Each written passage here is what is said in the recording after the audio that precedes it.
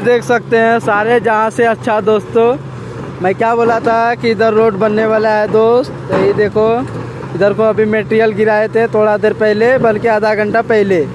अभी क्या है ना 380 आया है इधर को रोड बनाने के लिए।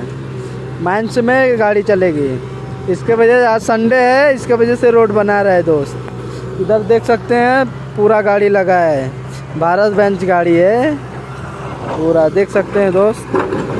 नज़ारा इधर का दिखाते हैं, मैं देख सकते हैं। मेरा वीडियो में आप सब जुड़े रहे, इसी तरह आप लोग को वीडियो मैं देता ही रहेंगे बराबर।